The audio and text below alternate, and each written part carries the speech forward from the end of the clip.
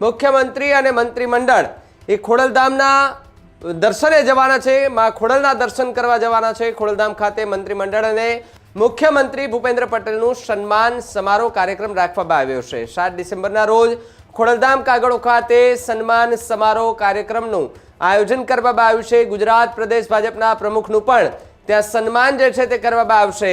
સાથે જ નવનિયુક્ત થયેલા લેવા પટેલ પાટીદાર સમાજના જે નેતાઓ છે એમનું સન્માન કરવામાં આવશે।